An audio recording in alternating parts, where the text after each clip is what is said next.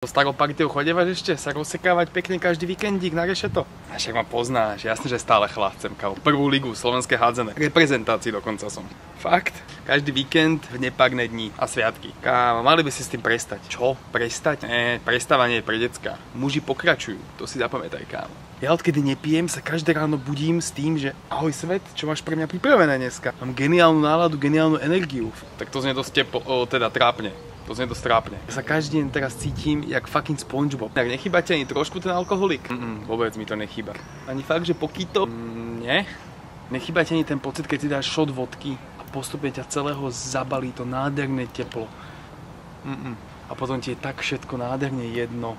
Jemne sa ti točí hlava.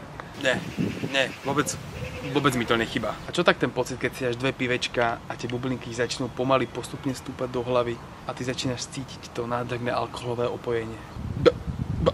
Čo si pivo? Ani to? Nie, nechýba mi to. Vôbec, neviem, o čom hovoríš. Aha, skoro by som zabudol. Ja som ti vlastne priniesol darček. Tvoja obľúbená. Familia vodka. Prečo to tu máš? Prosti si? Beti, nepodávaj mi to. Iba na chvíľu to podrž, neboj sa. Nechcem, na chvíľu to podržím. No kámo, čo to držíš? Však lupni to do seba, nie? Vôbec na to nemám chuť, absolútne. Ale však jeden shot nikdy nikoho nezabil, nie? Možno to len ovoňava. Ježiš, táto vôbec. Nechcem nič hovoriť, ale fakt sa naserem, keď sa z toho nenapiješ. Som to sem nosil cez celú Bratislavu len kvôli tebe. Ty si skurvený satán, bráško. Satána nepoznám, ja len proste nemám rád, keď vidím, že sa niekto z mojho okolia posúva tam, kde ja nie som. Daj si z tej vodky, napísaj. Však len jeden šotík. Povedal som ti, že nepijem. Ja viem, že to chceš. Napísaj z tej vodky. Vôbec, nechcem to, fuj. Napísaj. Proti mne používaš zase tú tvoju silu pojebanú? Tak. Nenapijem sa z toho. Nenapijem sa z toho. Som silnejší ako ty. Tak.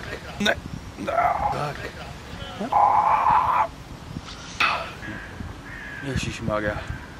Toto mi strašne chýbalo. Toto je starý Samo, ktorého poznám. Ďakujem, že si ma z toho vytrhol, bráško. Cením si to. Ale pohode, kámo, však od toho sú kamaráti, aby ťa stiahli naspäť dole, nie? No, tu som zdal prvý. Čo už? Poďme sa rozebať na rešeto.